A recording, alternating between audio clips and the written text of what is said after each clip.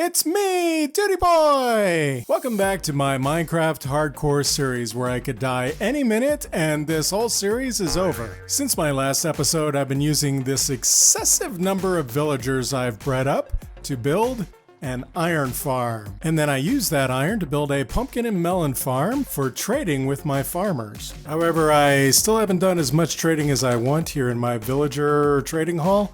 The prices in here are all still kind of rich for my blood, but today I aim to fix that by heading to the nether to fight some blazes, get some nether wart, and convert these guys to zombies and back.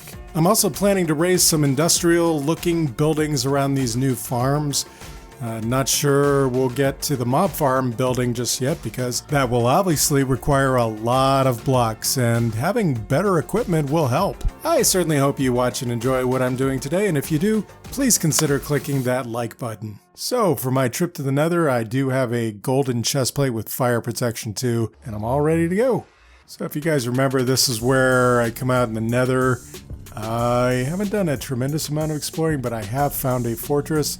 And it's over this way. So just through a few caves here, I figured out that it was going to be further this way. So I carved this tunnel and it just keeps going this way. Oh, look at this. So some little hoglins have spawned here. So looks like I'm about to get me some free pork skins. All right, so yeah, this tunnel comes out in the middle of a crimson forest. And rather than try to navigate my way through here, I could see that it was cut off by this big lava lake. So I just used the blocks that I dug out there to build this bridge going across. And at first I was really afraid that that ghast was going to come along and shoot me. But then I remember that ghasts don't spawn in the Crimson Forest. And check it out, there's a bastion complete with those like lava bars. Or I mean, they kind of look like bars just sort of sitting there. Anyway, I want to call them lava bars. Anyway, the cave continues going this way, running into a lot of hoglins these days. All right, and when we come out of this cave, here we are. There, of course, are the nether bricks that tell you that we are in a fortress. And just around this corner right there is a blaze farm. That's why I brought along my potion of fire resistance. I think I got this potion by killing a witch in a swamp. Anyway, this gives me a certain amount of immunity, so I'm going to drink this and then I'm going to go around the corner and kill as many blazes as I can for 3 minutes. Got 3 whole minutes. All right, here we go.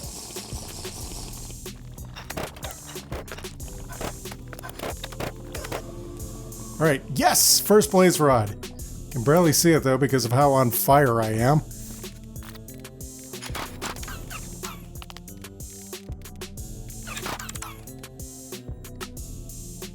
All right, we got 1 more minute on the fire resistance. Come on, blazes.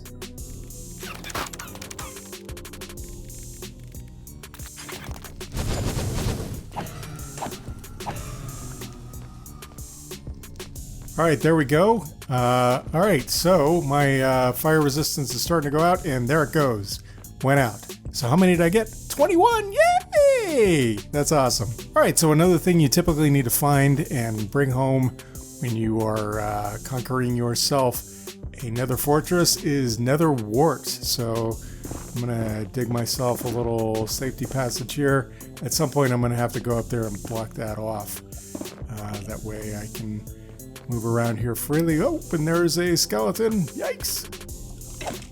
All right, we have found an entrance. This is an entrance area typically marked by a pool of lava in the middle. And here's a staircase. Oh, it's not the kind of staircase I'm looking for. I'm looking for a staircase that has nether wart at either side of it. Ooh, but here's a chest. Diamonds! Yay! Ooh, a gold sword. Nether wart! There it is. We got nether wart already and a saddle. I don't even have to continue. I can just go home now. Yay, more gold and iron. I will take it. All right, let's get out of here. We can come back here with better equipment, better protection, and explore more of this nether fortress. All right, so we're back at the entrance.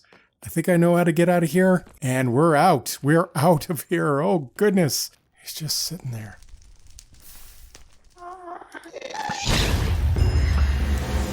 Return to sender. Somehow I got it. I guess he fired the fireball. Ooh, and I got a ghast here. Awesome. Well, that was great. All right, so I'm pretty hungry, but I'm going to go ahead and go back through my nether portal, and hopefully it won't be nighttime yet. Yep, it's nighttime. Great. All right, guys, with my nether wart, I've started a little nether wart garden here. Of course, it won't grow a whole lot of nether wart for me, but you know what? It's good enough to start. And in order to make myself a brew stand, all I have to do is combine some cobblestone and a blaze rod, and there it is, the brew stand that I've been looking for. All right, so I've got my brew stand up with some water bottles, and what we need now is a fermented spider eye, which you make by combining brown mushrooms and sugar with a spider eye, and then all you do is add that into your brew stand, and you start the first step toward brewing a potion of weakness.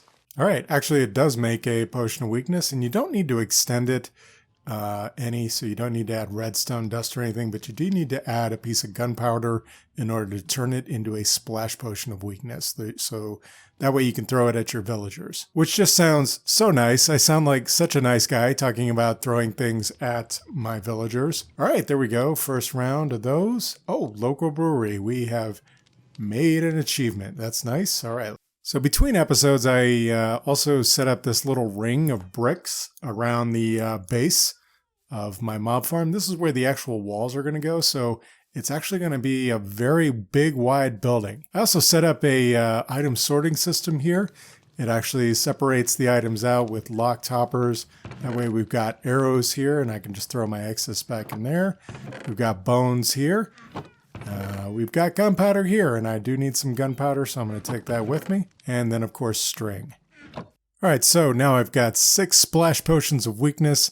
I'm ready to head back into my villager breeder here. And somewhere in here, I do have 11 golden apples, so I'm ready to start converting some of you guys to zombies and back again. How do you like that?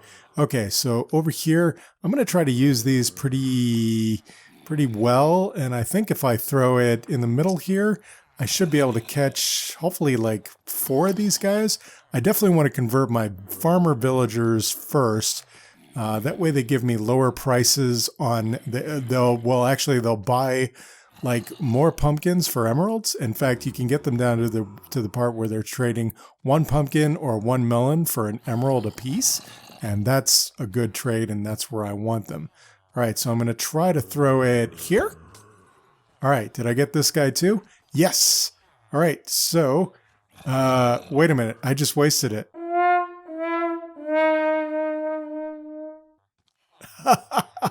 What I need to do is convert all these guys. So, yeah. All right, there's one guy. Is he still affected by the weakness potion? Probably not. All right, yeah, he's going after him pretty hard. All I have to do is kind of walk around and lead him to these guys. All right, cool. So now we got these 5 guys. So, sorry that I wasted a weakness potion, but hey, I'm sure I'll be able to brew up some more someday. Anyway, let's try this again. All right, so now we should be able to convert this guy, and this guy, and this guy, and this guy. Wow, listen to all that noise. All right, and then over here, I want to pick 4 of these librarians. I want to do the same thing to them. So, yeah, I think I want to go ahead. This guy's got impaling, fire aspect, and looting. I definitely want a sword with looting in the very near future, and with sharpness. Fire protection, that'd be great. Aqua affinity, all these things. All right, so and yes, efficiency 4 and mending. All right, so I want to get these 4 guys in this area converted. Boy, he's really putting up, he's really agitated. He's really putting up a little fight there. Cool, some of my guys are starting to turn back. All right, cool. We got all 4 of these guys converted into zombies now, so I'm going to very carefully move back here and throw a splash potion in the middle of them, and then I should be able to do 1, 2, 3, 4 more of these guys. Yay! All right, so now this guy is converted back. Actually, yeah, all right, so a whole bunch of them are converted back. Yes, look at that. We are getting 1 pumpkin for 1 emerald and 1 melon for 1 emerald. Awesome. Same here with this guy. Same with this guy, and same with this guy. All right, let's go grab some let's go grab some melons and pumpkins. Uh-oh, looks like some fell out here. That's kind of weird. Anyway, I wanted to point out that I've got this one pumpkin sitting on the floor here, and obviously I need to put in like a real floor and everything, but this pumpkin was actually growing here. So, and I decided that that should just stay there. It should just stay. It looks like my trapdoors are not keeping the melons and pumpkins inside the farm. They're getting kind of knocked out. Oh well. Anyway, I'm going to grab a whole bunch of these to trade. All right, these guys are all converted back, so let's start trading them up. All right, so my librarians are starting to convert back. Here's the first one. Yeah, this is the guy with my sharpness 5, and he's like, yeah, he's taking it down by almost half, not quite half. Yeah, that was 52 originally, so 27, I mean, half of that really would be like 26. So, I mean, that's a much better price. Let's see what this guy's selling. Fire Aspect 2 and Impaling 5 for 1 apiece, and we can get Looting 3 for 17. I think, that's good, but I think we might be able to do better. This guy here is giving us Fortune and Aqua Affinity and Fire Protection, all for 1 apiece. See, that is really good. That is great, in fact. So you, sir, I like you very much. Oh, this guy came back. There we go, Mending for 9 emeralds. That's okay. That's pretty good. All right, so I'm liking these trades. And the thing is, I don't have a lot of gold, so that's what I'm kind of short in supply on. Obviously, I can make splash potions of weakness, but I really need those gold apples is what I need. Welcome back, folks. It's been a few hours that I've been working with the villagers in here, and my labors have been very fruitful. So I've got most of these guys traded up to the master level now, and I've got great discounts on quite a few of their books, and even managed to get some of these books to come down a little bit more, thanks to the fact that I've been trading with these guys. Over here we got this guy selling Mending for 6 emeralds right now, and that's pretty good. If I can manage to get some more golden apples and some more splash potions of weakness, I think I can get these guys down to where they're basically selling all these books for 1 apiece. But here's what I've managed to come up with. So yeah, we've got a bow now with power 4. I could upgrade that to power 5, but it's also got punch 1, mending, and breaking. I upgraded this Bane of the Arthropods 4 sword to have looting, and sweeping edge 3 and mending, and repaired it. But then I decided to make myself another sword, because if I come down here and talk to this guy, I can make myself another diamond sword for 1 emerald, so why not? So I bought this sword from this guy with Fire Aspect 1 and added all the other enchantments you see on here, including Sharpness 5. So that's a good, Sharpness 5 makes it a good multi-purpose sword for killing many different types of enemies. And then over here I upgraded my Fortune 3 diamond pickaxe to be efficiency 5 and have mending, and I bought another pickaxe and upgraded it and gave it silk touch. And then I repaired my diamond shovel by adding mending and efficiency 5, and then also upgraded this diamond axe to not only have efficiency 5 but sharpness 5. That way I can use it as a weapon on the fly. I've also managed to add breaking 3 and mending to my shield, and I've also added mending to all of my armor. But what I've also been doing is coming down here to these 2 masons, and they're both selling me 10 bricks for 1 emerald now, so I've been stocking up. Look at that, I can buy 2.5 stacks of bricks from one guy, 2.5 from the other guy, and yep, we have bought him out on bricks for today. Let's buy him out on bricks for today. And yeah, so then we can just combine them right here at this little crafting table I threw into the floor here. And look at that, we have got almost 2.5 stacks of bricks, and I've been stockpiling all of these so that we can go out here and we can build some buildings, put some shells around some of these farms that are just kind of hanging in space here. So guys, to build up the buildings in all this area, I have been working hard and I have been stockpiling stuff. I've got a whole bunch of cobbled deep slate, and of course I've been building up my brick and my stone, and I'm going to grab some of this stuff and I'm going to go ahead and I'm going to start building a shell around my iron farm to start with. Then over there at my, well, actually I'm going to move over there to the villager breeder and cover that thing up. And then I'm going to cover up this melon and pumpkin farm too. And yes, during the interim, I also got a horse. This is Iron Spots. He is a great horse, by the way. Let me hop on him a second. Look at his health down here. at the bottom. He is a healthy, beautiful horse. And also I've got this set of iron horse armor I'm going to put on him. And check him out. Look at how pretty he is. And man, he is a fast horse too. Look at him. He just kind of helps me sprint around this area and get things done all the much faster. So frankly, I could probably, oh yeah, that's another thing. So as you can see on the back here, I've done the Microsoft account migration, and now I have this cool looking cape I got for migrating my account. That's great. And I guess now I'm going to, well, there we are. Now I'm facing you. So with the help of iron spots here, I am going to start building up this area, and I'm going to do it in the form of a quick time lapse.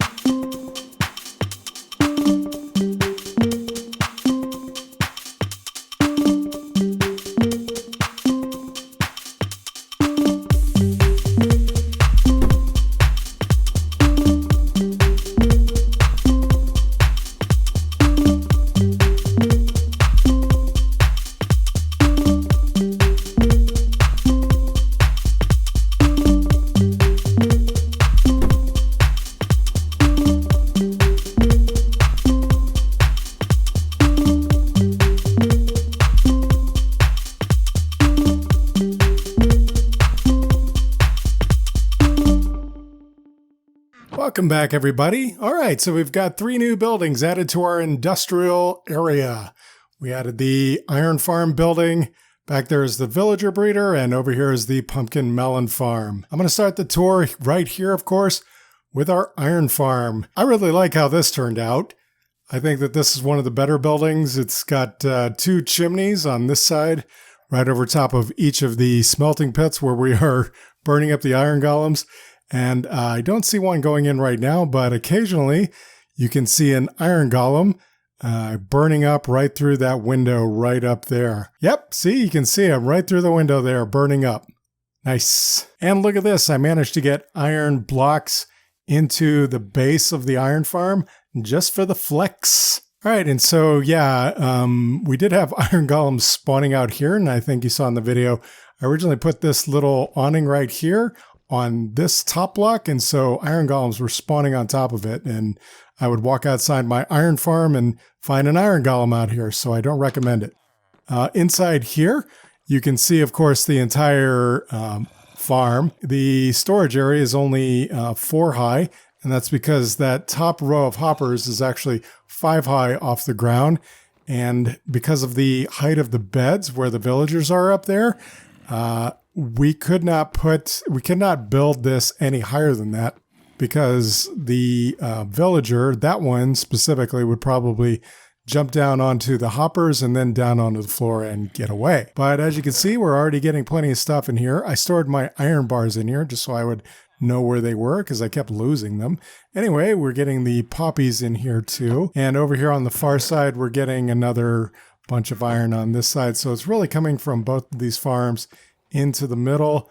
And over here, I put a little double composting station A couple of hoppers in here, taking them down into these composters, and we're getting filled up with bone meal here. So should have plenty of bone meal all the time, and I really like it.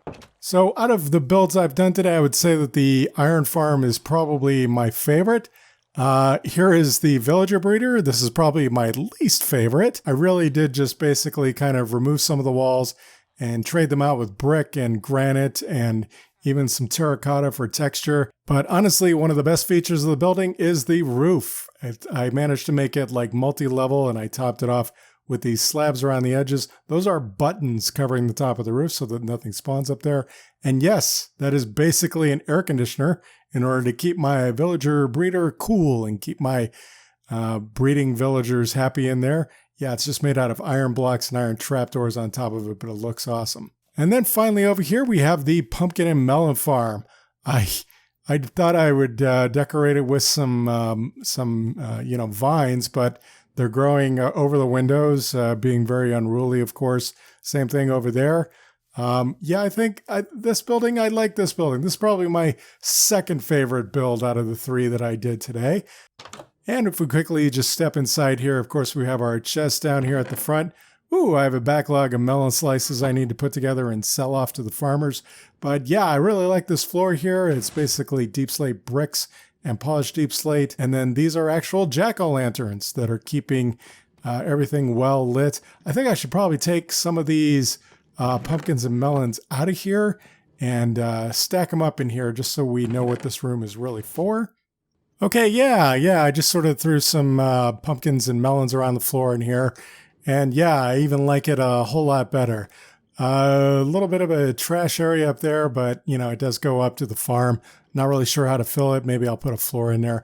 Anyway, I definitely don't want to make a spawnable space here. So yeah, lots of work still to do here in my industrial area. First of all this like savanna dry grass is going to need to be replaced with some blacktop. Really some, I think some like light gray concrete powder would probably look best to make it look like a kind of parking lot. And then I think maybe we need vehicles and we need stacks of boxes and stuff like that.